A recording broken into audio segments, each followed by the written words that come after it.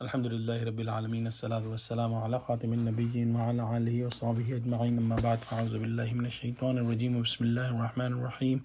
Qala Allah ta'ala fi Surah An-Nisa, wa man ya'mal su'an aw yazlim nafsahu thumma yastaghfirillaha yajidillaha ghafurar rahima. Translation: and whoever commits evil or do wrong to his own soul, then repents, seeking forgiveness of Allah, he will find Allah ever forgiving and most merciful. So whoever does a sin and then repents to Allah subhanahu wa ta'ala, and this repentance also include to correct the deal with the person who is involved in that sin, meaning if someone has stole something from one person, he should return that item to the person. Then he repents to Allah subhanahu wa ta'ala, then Allah subhanahu wa ta'ala will forgive him, and Allah subhanahu wa ta'ala is ever forgiving and most merciful. This repentance should be sincere.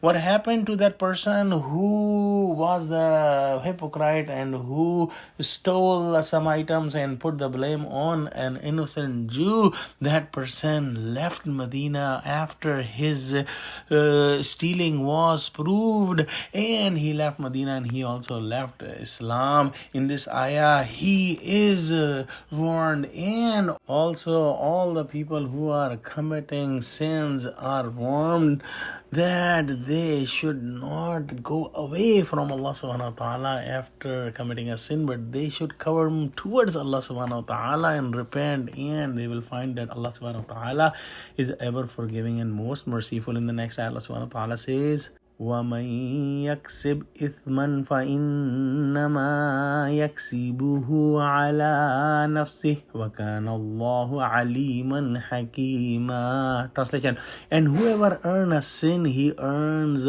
only against himself, his soul, and Allah is all-knowing, all-wise. This is an extremely important point to understand, that the person who is a transgressor is actually doing this transgression upon himself. In the world, we see that the transgressor appears that he is doing this transgression on someone else. However, in reality, he is doing that transgression, this zulm, on himself, because in the day of judgment he will have to pay for that transgression.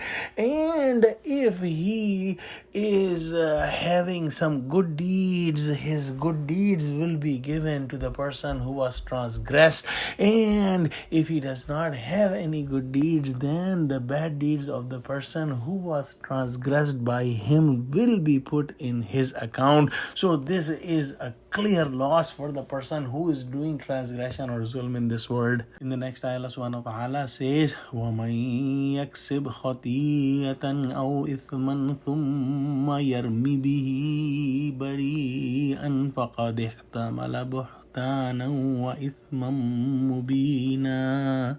Translation: and whoever commits a sin or crime and then throw its blame on some innocent person, then surely he has burdened himself with a falsehood and a clearly grievous sin.